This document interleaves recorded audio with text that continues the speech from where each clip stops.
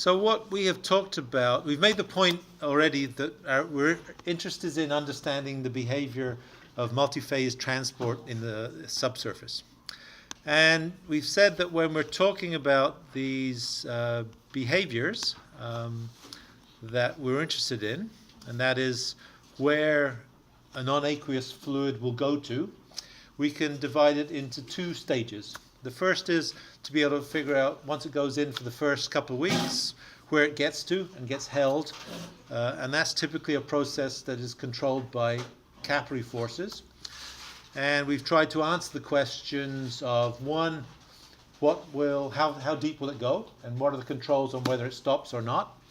And last time, I guess we came to the conclusion that if you get it into the subsurface, if you have a particular height of this fluid which is greater than some threshold, there's no reason why it shouldn't keep on translating as it goes down with depth until it hits some kind of barrier. And that barrier would be something that would have a small enough pore diameter that would restrict its transit across that particular portion.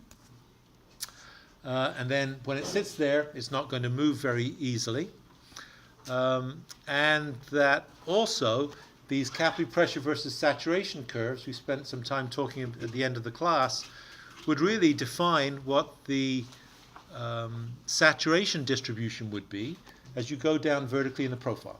And that's all controlled by capillary pressure versus saturation curves, which we've drawn a number of times and which I don't need to draw again. And so that's where we are with that. So what we'd like to do now is to go back and maybe revisit this idea of this flow behavior. And you can imagine this maybe turned on its side, 90 degrees, so that this infiltration is going vertically downwards. And the one thing that we've done is this. We've talked about what the equilibrium saturation should be, where all of the components are held in place by capillary forces. What we haven't said anything about is the rates at which it can migrate in the subsurface. Whoops. Does that get it back again? Yeah, okay. I'm not sure how to get this. Does it loop some way? So what we haven't talked about is the rates at which we'd expect it to flow in the subsurface, doing exactly what we're looking at here. And today is the time that we'll kind of broach that. And of course, that behavior is predicated on something you've seen before, and that's Darcy's law. We usually think of Darcy's law as being written for a single fluid flowing in the subsurface, but there's no reason why we can't generalize it to talk when we have both water and oil trying to flow in the system, or oil and gas trying to flow in the system, for instance. And those two particular behaviors you could imagine being in this form. And that is that if you have water, for instance, I guess this is too big, but if you have water, for instance, traveling across this chimney where we have the napple in place, you can imagine that if we take a little volume and flow through that cell, the cell has a certain saturation of the napple, the red stuff, and the water, the light colored stuff in it. And we might be able to define exactly what the behavior is in terms of calculate how quickly the velocity of the water would be and how quickly the velocity of the non-wetting fluid would be. And also, if we were trying to do something like air stripping by pumping air into the vadose zone and recovering it as it goes across a portion of this, then in this case the chimney has gone down through the unsaturated zone, the vadose zone, where the pore space is filled both with the napple, the red, and air. So the two fluids are again multiphase fluids. One is the wetting fluid, air. One is the non-wetting fluid, which is the napple. And actually the behaviors would be quite similar to the case where we have water and oil present. And so we've been careful to describe it only in terms of the two different phases, whether they're wetting phases in a physical sense or non-wetting phases. and that controls the behavior that we'd expect to get. So that's kind of what we'll talk about today, or that's the plan. So that's the recap, I suppose, is that we've talked so far about capillary behavior, and now we're going to talk about the motion of fluids, not how they stick in a single location. And to do that, we need to make reference to something you've seen before, which is Darcy's law. And we'll use the concept of relative permeabilities. And so I suppose we'll talk about a number of different components. I can make that a bit bigger, maybe. And so what we'll talk about first in terms of Darcy's law, something's going on, is single phase flow.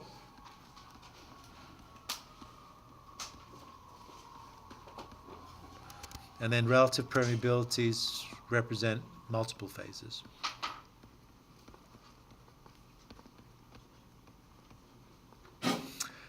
And so for Darcy's law, well, I think you've seen it, right? So you know that volumetric flow rate is equal to a cross-sectional area multiplied by a hydraulic conductivity multiplied by a gradient, typically in head.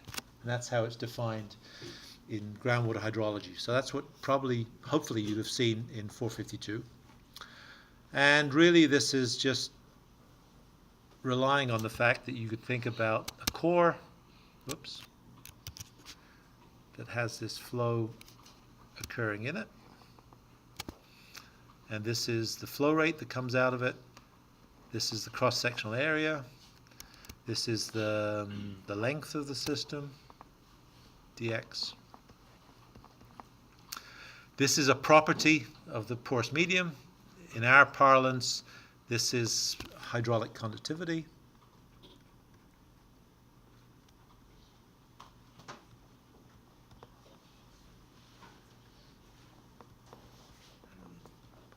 I always use uppercase K in this class for it and lowercase k for permeability. And the units are in meters per second. Non-dimensional area is meters squared. So by definition, this has to be a volumetric flow rate, Q. And so I think you've seen that before. You could also look at this in terms of defining a velocity of flow, and you did this in your first assignment, and that is that the Darcy velocity is the volumetric flow rate divided by the cross-sectional area, which is the same as hydraulic conductivity times this gradient, dH dx. And so it's important to note that this Darcy velocity isn't the velocity of the particles, the molecules of fluid as it goes through the system, but actually the overall flow rate out of an area that covers both solid and liquid coming out of here. And we can use that to describe the behavior. So there. And so what we have done before, and what we'll continue to do now, is we'd like to be able to figure out exactly what the behavior is if we have two fluids in the system. So typically you think of it as a pipe that has sand in it, a fluid's flowing through it, there's one fluid, and you get the velocity of that fluid. But from what we've talked about in terms of multiple fluids in the subsurface, we know that this should actually look like the fact that some of the pathways of the non-wetting fluid will go into the largest diameter pore throats first.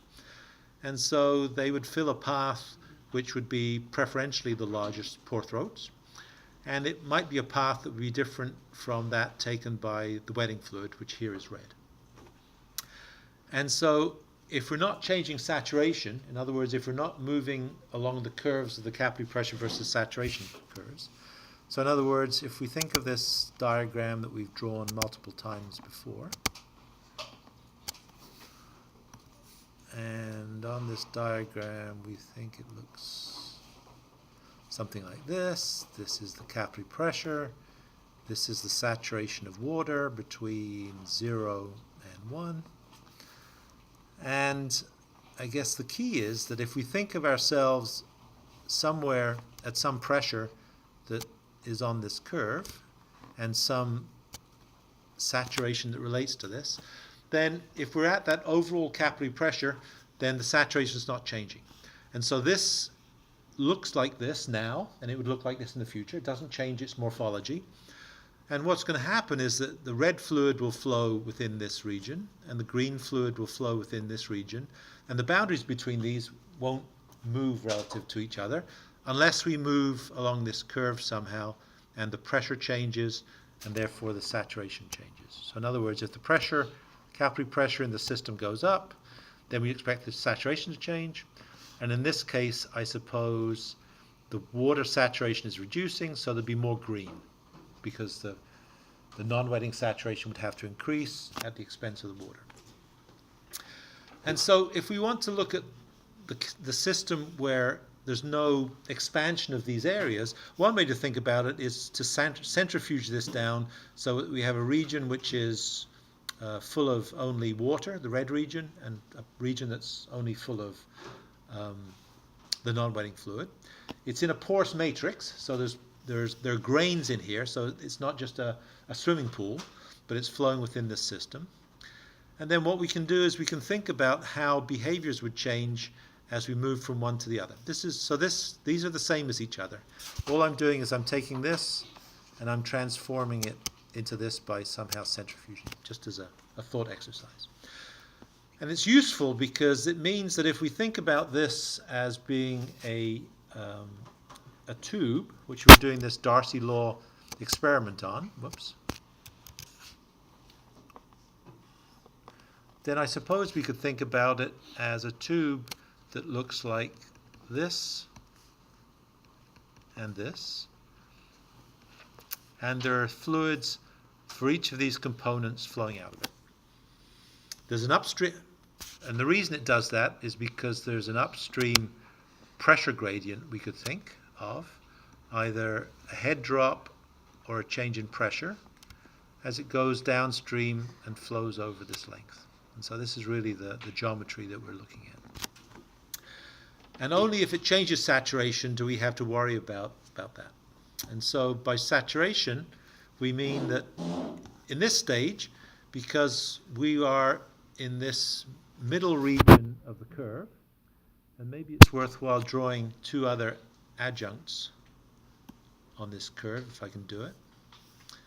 If I can draw, what do I want to draw? If I can draw a line here, and I can draw a line here, we've referred to these as the irreducible saturation of the non-wetting fluid and the irreducible saturation of the wetting fluid. In other words, we can't get outside these regions in a particular phase, right?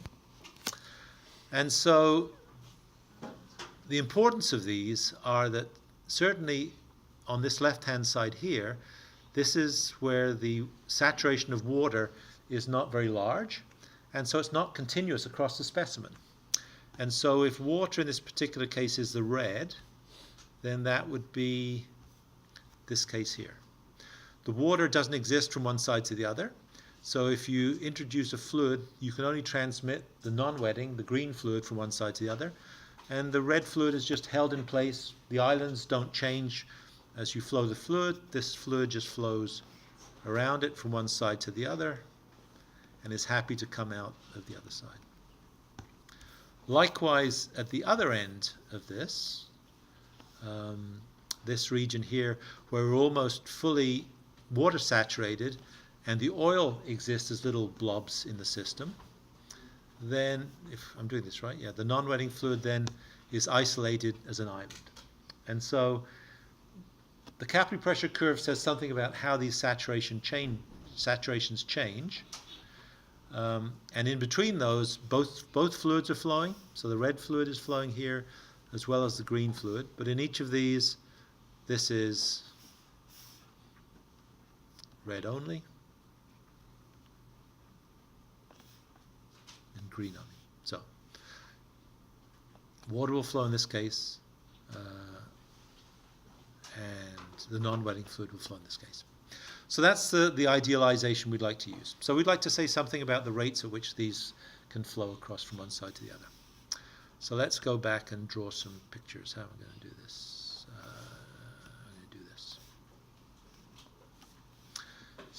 So let's talk about Darcy's law in this format.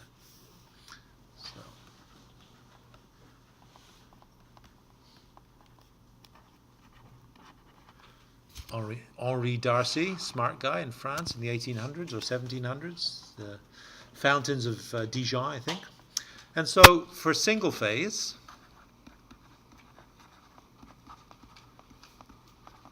just to remind ourselves of Darcy's law, the geometry that we might like to look at is something like the one that we've drawn already. Keep on doing that. And the idea is that we have some fluid flowing out of here at a flow rate or a velocity. We have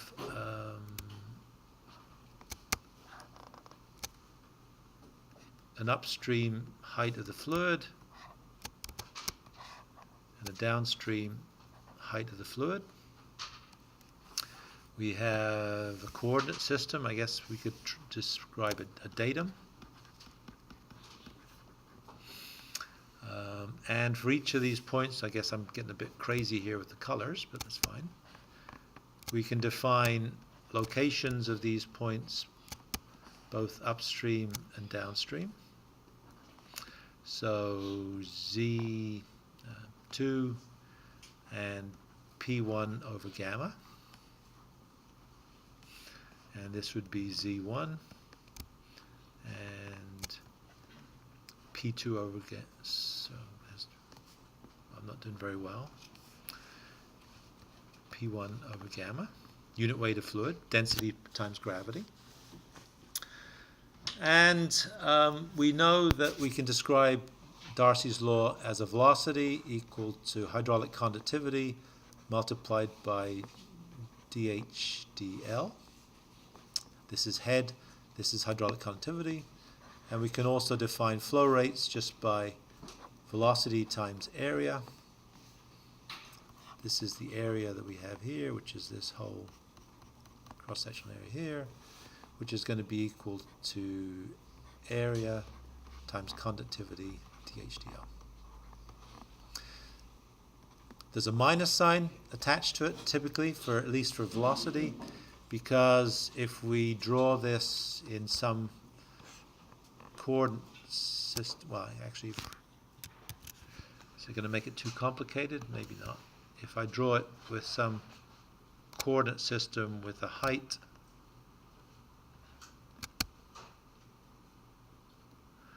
and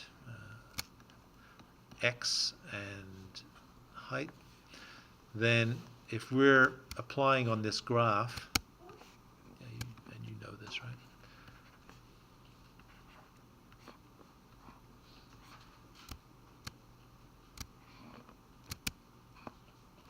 Merely making the point that this is a change in head, this is a change in length, and that the flow in this particular case will be in this direction.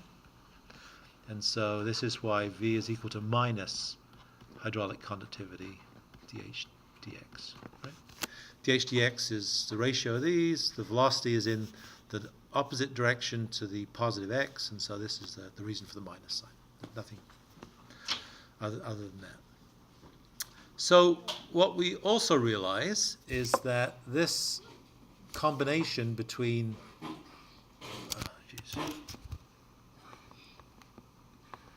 the two of these is what we call head, which is the elevation plus pressure divided by unit weight, just by adding these two up, right? It would be the length of these two would be this total height here. This would be H2 by that definition.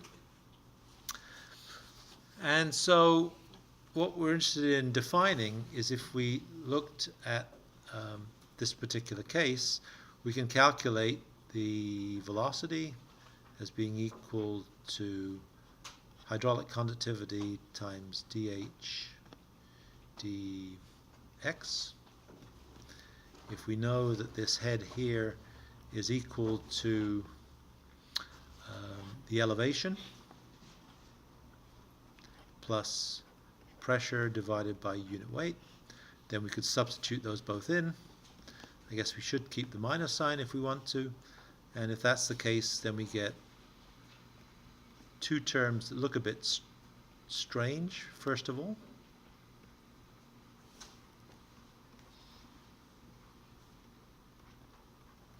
All I'm doing is expanding this term out just by substituting this, to make the case that sometimes the way we think of Darcy's law isn't quite the way it should be. And so our reasons for doing this is that we can look at two cases. So we can look at horizontal flow,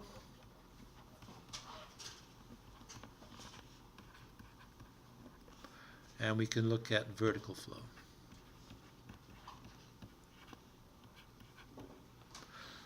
And so by that, I guess I mean that if I just draw a little diagram to say what I mean, I guess in this case, this is head, this is X. So horizontal flow would be if we have the system which looks like this. This is also the vertical direction, right? This is flow velocity as a function of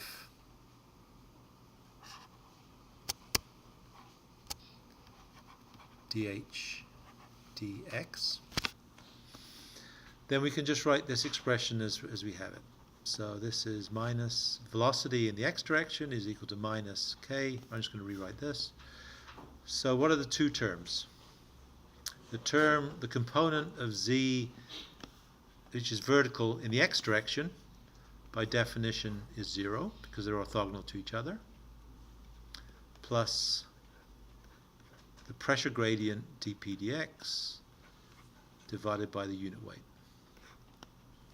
And so we could rewrite this as minus k, take this term here, which is rho g, right? And dp dx. And so I guess the big picture is that I'm trying to make the point that this is, we write hydraulic conductivity in terms of the head, not the pressure, typically. It can, in some cases, be represented by a pressure gradient, and petroleum engineers would write this as permeability divided by the fluid viscosity dp dx. And I think you've already had to deal with this in your first assignment, that these two terms are equivalent to each other. Hydraulic conductivity divided by density and gravity, density of the fluid, is exactly the same as permeability divided by viscosity. They're just different communities that use them. Permeability, hydraulic conductivity, density of the fluid, gravitational acceleration, and the viscosity of the fluid as well. And so this is a generic expression for this behavior. But now, if we take the vertical flow, I suppose I can draw out this diagram again and just place it the same way, and that's kind of revealing.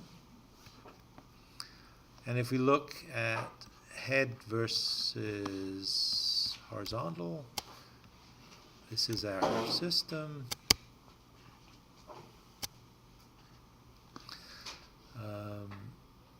Then now, if we're looking at flow in this system, it's going to be controlled by, so the velocity in the z direction. We can go back and write Vz is equal to minus hydraulic conductivity, change in head with z direction. We can make this substitution again. And we end up, if that's the case, with change in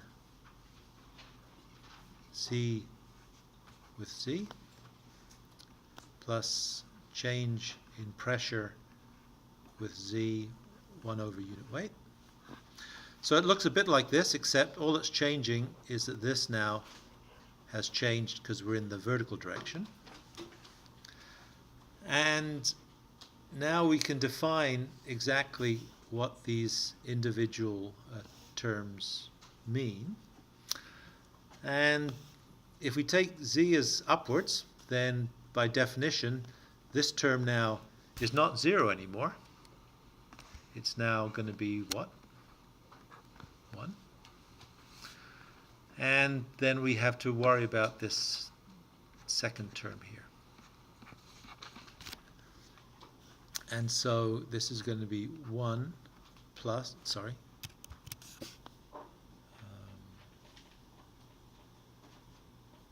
minus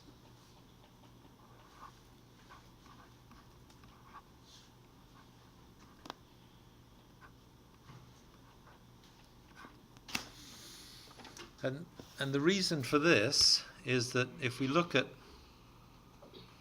this behavior here,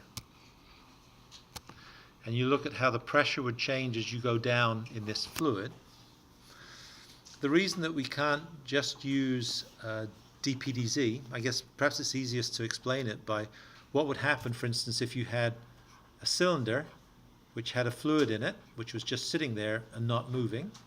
What would you expect the pressure gradient to look like in that fluid with you'd expect the fluid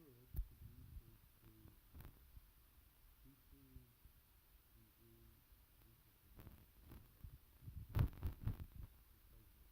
to just by being in a swimming pool. And so the bottom line means that if you think that a velocity is defined by the gradient of pressure multiplied by hydraulic conductivity, that's clearly not the case, because this is a static fluid, not moving, and it has a pressure gradient in the z direction that's non-zero. And so this first term is merely something that represents the self-weight of the fluid. And to be able to get any motion of that fluid, you have to be different from that self-weight. And so perhaps without overly emphasizing the math that we've just tried to kind of explore, the essence of this is that if this is just a static fluid, not moving, the velocity here is 0, then this would be just the gradient of a static fluid.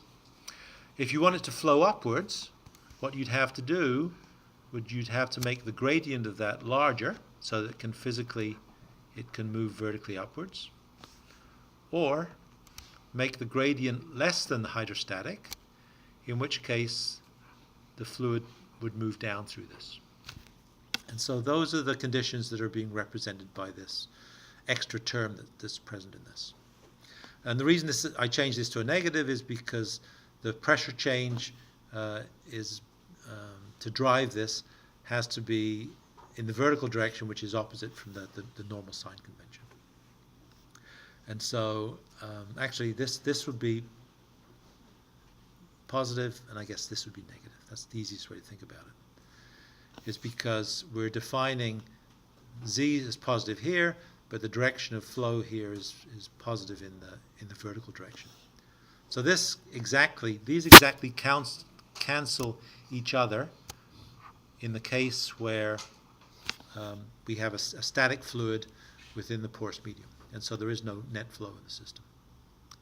And so it's important to recognize the difference between this, which is always true, and sometimes we substitute this with velocity is equal to minus k dpd x, which is sometimes true. It's sometimes true because we haven't taken care of the self-weight of the fluid, which intrinsically is taken care of it in this particular relationship. I think probably a more complicated way of explaining that perhaps I needed to, so I apologize if that was the case. Okay.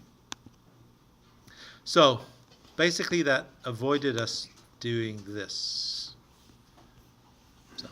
So in other words, we don't need to worry about that. But what we might want to come back to is to talk about how we might define Darcy's law when we have more than one fluid. And it's relatively much more straightforward than what we've just done. Okay. So let's move back to talk about that. Okay. All right. So Darcy's law for two fluids.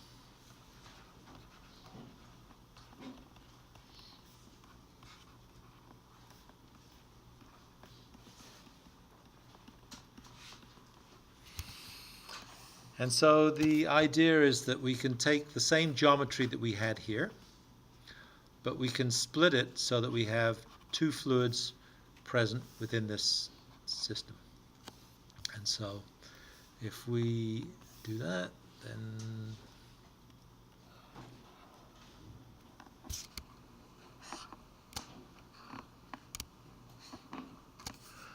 we have a, how do I want to do this? Let's assume we can do it with a pressure gradient, dP, and over some length dx. Let's assume that we can divide it into two parts, one of which I can't remember what the fluids colors we used before. One is fluid 1 and one is fluid 2.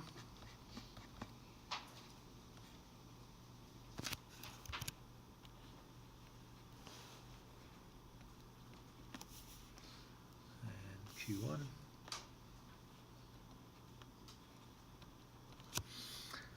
And we could define the cross-sectional area of this thing as being the sum of the two areas, A1 plus A2. And what we could do is we could calculate for each one of these, maybe do it for the first one. So for fluid 1, we can write Darcy's law as Q1 is equal to A1, let's do it in terms of permeabilities. Permeability, viscosity of fluid 1, multiplied by the change in pressure from upstream to downstream. And we could also think about this in terms of saturations, right? And so in this particular case, probably the saturation is saturation 2 is about 60%, just by looking at what I've drawn, and fluid 1 rather, is about 40%, just by looking at these cross-sectional areas. And so what we could do is we could use this to define that area 1 is equal to the total area multiplied through by S1, right? So 40% of this total area is the area A1. So that's this term here. So we could make that substitution. I guess there's a minus sign here, and that is we could write this as A times S1 for this term here. Permeability, viscosity, change in pressure with location downstream, and we could also actually don't need to do anything else. Right? That's fine. And so what we could think of this as now being Darcy's law, which defines the flow rate in fluid 1. It's as a function of the permeability, which is an intrinsic property. So K equals an intrinsic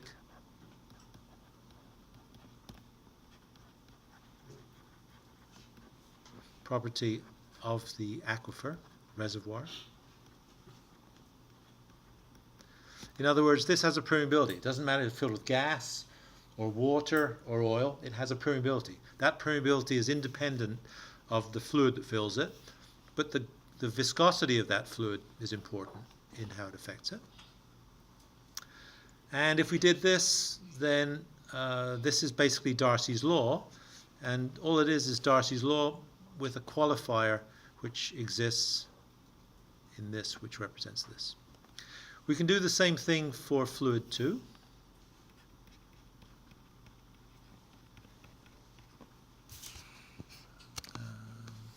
And it would just be exactly the same expression. Flow rate of 2 is going to be equal to the total cross-sectional area, the saturation of fluid 2, multiplied by the permeability, the viscosity of fluid 2, and the change in pressure from upstream to downstream. We'll assume that the change in pressure on this upstream face is uniform and the downstream face is uniform as well. And what this now gives us is just some kind of qualifier that defines this behavior. And so what we could do is now we see that all that we're doing is we're scaling the amounts of fluid that come out of the end of the sample based on the cross-sectional area which is saturated. And so what we could also do is we could make a plot, and this plot would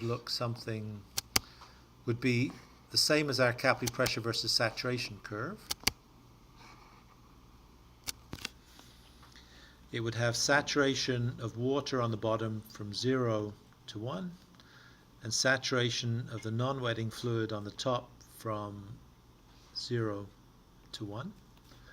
And I guess this would be, I don't know which fluid's going to be which. What was it before when we talked about this? Just to be consistent. The green fluid was the non-wetting. So this is the green fluid. This is the red fluid. And then, so what would these look like? And so this is, so fluid 2, fluid 1 is the green, and this is the non-wetting. So this is wetting,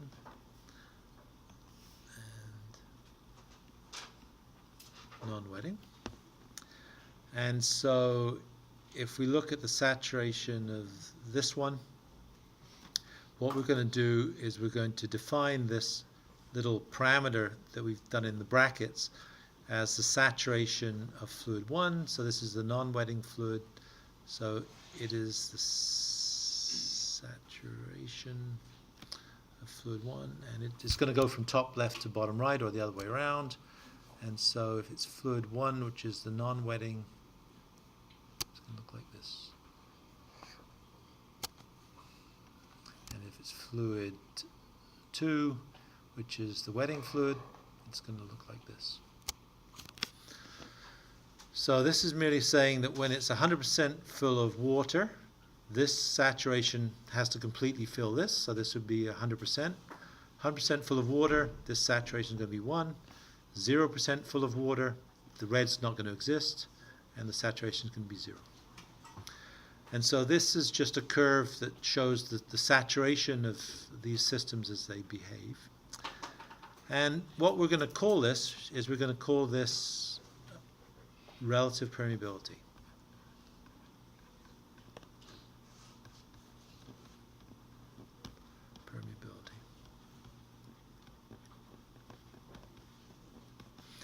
And what we've done so far, this relative permeability is equivalent to the saturation of the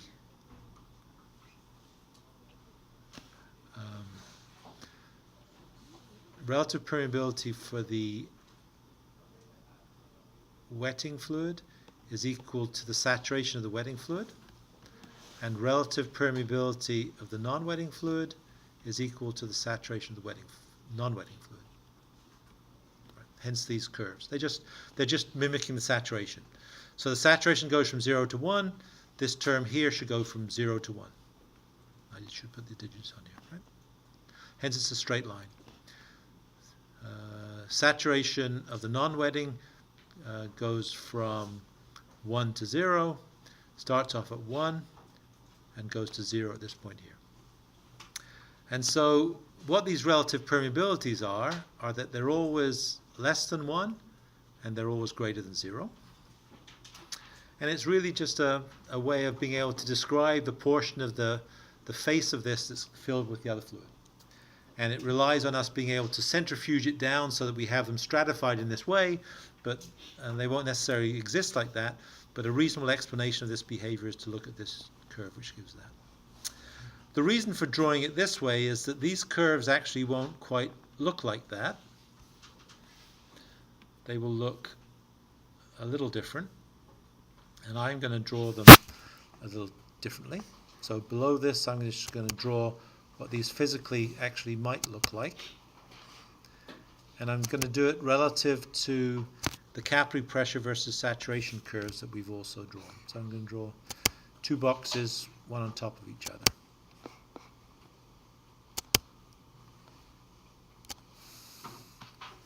And you might get a gist of what I'm attempting to draw here. So this is the saturation of water between 0 and 1. We described before capillary pressure curves, if we go back, and those capillary pressure curves look like, I can't draw it very well, like this. And these components here are the irreducible saturation of water and the irreducible saturation of the non-wetting fluids, kind of these no-go areas. It turns out that these relative permeability curves, we've kind of kludged what we think they should look like just based on this thought exercise. It turns out that they look a bit like that, but not quite. And so if I use the right colors for these, then the curve for the non-wetting fluid will look like this. And the curve for the wetting fluid will go not quite as far up on this vertical side and then join here. So this is the relative permeability of the wetting fluid, and this is the relative permeability of the non-wetting fluid. Again, I should put some numbers on this. This is either KR or KR, and they always exist between 1 and 0, and this exists between 0 and a big number, perhaps, right? And this kind of idealized idea, this so-called X curve at the top, which we've rationalized how it should be just based on the fact that this green area will shrink as the saturation of the green fluid goes to 0. This will go to 0, and therefore its permeability will go to 0. And as the red fluid shrinks, that will also go to 0, and the behavior will go to 0. If we make measurements of these curves for the flow, they'll actually look like these curves here, relative permeability curves. And they conform kind of to the capillary pressure versus saturation curves in that they have these no-go areas on the sides below the residual saturations, and they have some slightly different features. So these are what the real curves look like. And I suppose the question that you'd ask is, why the hell do we care what these are? And I suppose the reason to explain that is if we want to calculate what the flow rate of fluid 1 is out of the system, we can calculate that immediately by knowing what the total area of this tube is, multiplying it by the permeability of the rock, whatever it is, doesn't care what the fluid is that's in it, the viscosity of the fluid which is flowing through it, the pressure as it goes from upstream to downstream, and multiplied through by some extra term, which is this relative permeability of fluid 1, where this just varies between 0 and 1. It's just a scaling parameter. And it really accounts for the fact that you can imagine that the green area versus the red area here shrinks. As one expands to fill it up, the other one has to shrink to 0. And so you can think of this as being the parameter that describes that. We never know what this face looks like because we can't see it, but we can perhaps figure out what the saturation is within the porous medium, because if we know the depth of the fluid, as we said yesterday, if we know how deep we are, then perhaps we know what the pressure would be. And if we know what the pressure is, maybe we know what the saturation is. If we know what the saturation is, then this represents how much, let me do it in the right terms. This is the amount of water that's in the system. And this is the amount of NAPL that's in the system. So if we know how deep we are, then by definition we know what the capillary pressure is from what we said yesterday, Thursday. So we can figure out where we are in that. Ignore the fact that we could actually be on two curves, right? Because there are two curves. But if we know what the pressure is, where we are in the subsurface, we know what the saturation is. And if we know what the saturation is, then we know what the relative permeabilities are of the wetting fluid, and we know what the non-wetting fluid,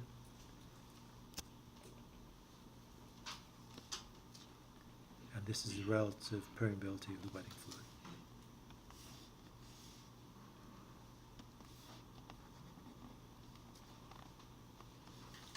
I'm just going to do it in the right colors, that's all.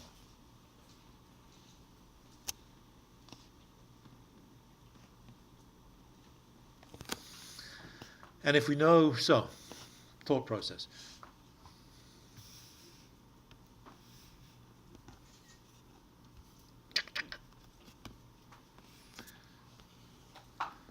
If we know where we are, if we know how deep we are, by definition, we can calculate from this the water pressure with depth. I'm going to do it red because it was this is water, and this is the non-wetting fluid. We know if we're at this particular depth, we have the capillary pressure,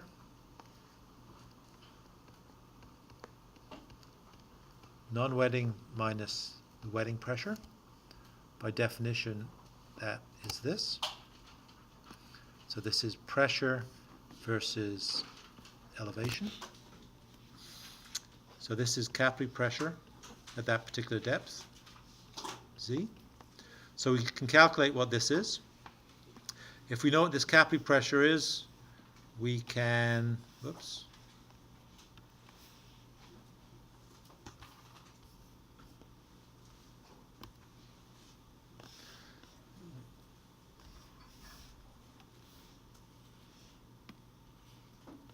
we know what the capillary pressure is from that figure. We can scoot across to here. We know what the saturation is by definition. That's what we did last time. If we know what the saturation is, because these curves are on the same axis between 0 and 1 saturation, we can go up and look at the intersect for these relative perm curves. We know that this one represents water.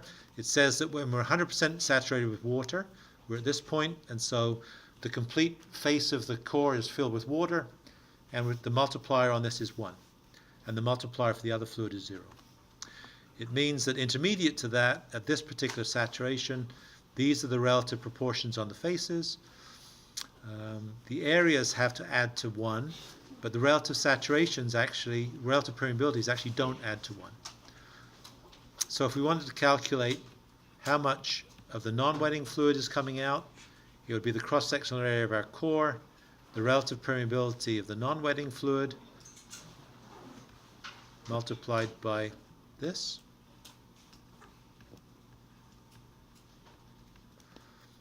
Or this term here could also be the heads, be fine. And the flow rate of the water in the system would be the cross-sectional area, the relative permeability of the wetting fluid, the same permeability as this, the viscosity of the water, and the pressure gradient defined from upstream of the core to downstream of the core. And just by looking at this, you can see that those numbers would be, for the non-wetting fluid, this is 0.2, and for the wetting fluid, I don't know, 0.08, something like that, right? Just by scaling of this. This is 1, this is 0. That's it. And so that was my hope today, to be able to make that case. So the main points, I think, are that in Darcy's law, we define Darcy's law in terms of heads, and if we don't want to use heads, we have to be a bit careful because of the swimming pool idea. If we go from the top of a core to the bottom of a core that's sitting in a swimming pool, the pressure goes up as you go along it. And Darcy's law, if you take it as being velocity is equal to permeability and viscosity dP dz, since this is not equal to 0 in a core that's sitting in a tub, then you'd think that flow is occurring, but it's not. This velocity would be 0. And that's because it's a bit more complicated than just saying that. So we should always make sure that we're using head to describe our behavior. So that's the first part. If we then use that to describe Darcy's law and look at two fluids, it's no more complicated than trying to centrifuge those two fluids so each of them occupy a stratified location within the core, and the cross-sectional area that they represent is mirrored by their saturations. And if we do that, we'd expect to get a relationship that describes the efficiency of transmission of those particular fluids in the system as being proportional to their saturation. And since we're plotting saturation versus saturation, then it's just a linear curve for each of these two curves. These aren't really true because it's more complicated when you look at these systems, because one fluid is taking the biggest pores first, the non-wetting fluid is taking the biggest pores first, and so that's why the relative permeability of the big pores is slightly higher than that for the wetting fluid, which occupies the small pores preferentially. And so it doesn't quite look like this, but it looks similar to it. And if we can define the relative permeabilities as a function of saturation, it gives us a way of being able to calculate the flow rate of the fluids through that, both the water as it goes through it and the napple as it goes through it. But to do that, they both have to be present in the situation where they exist all the way across the sample. And so in this case, the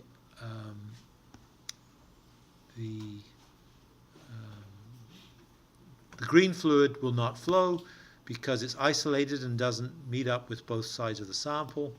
In this case, both fluids will flow, in which case we can use those equations we just defined for Q1 and Q2, or Q wetting and Q non-wetting.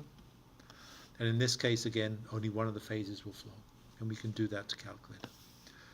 And our interest in doing that is because, for instance, in these kinds of systems, we would probably like to be able to figure out exactly if we're pushing a fluid across this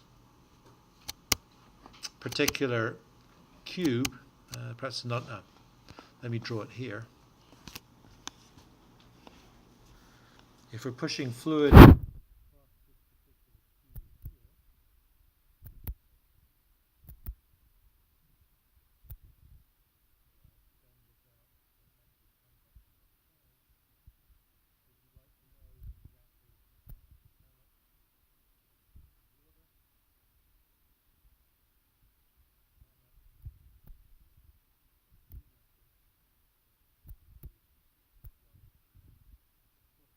be flowing at all, right? Because it's not connected from one side to the other. And so we can do that just by using Darcy's law. And I think that's all I wanted to talk about. Yeah, so maybe just close out on this, because I guess we're almost at the end. So this is actually the logical end of what we're discussing. This is our relative permeability versus saturation curve. These represents the saturation cases as you go across from one to the other. These are the no-go regions, if you like, where we can't really get to because they're at residual saturation. And so this would represent the case where it's almost zero water saturation and only oil saturation. As you increase the amount of oil in the system, the red fluid, then you track your way across to here. Is that right? So this would be, more water in the system. So this is zero water, 100% oil. So green is oil, red is water. You increase the amount of water, you get a connection. At this stage, both are flowing because they're both connected across the system. You keep on increasing the amount of red fluid, which is the water. Then you get a higher saturation of the red fluid. And then ultimately, the green fluid, the non-wetting fluid, becomes disconnected as you get to 100% saturation of the water.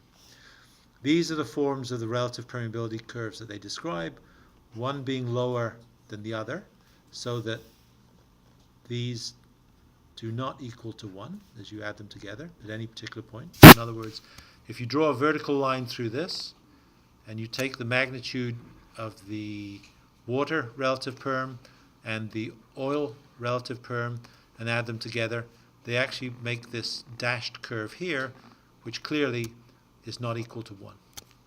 And so it's not an X curve because of the complexity of the fluid, but you can think of it in a simple way as being that.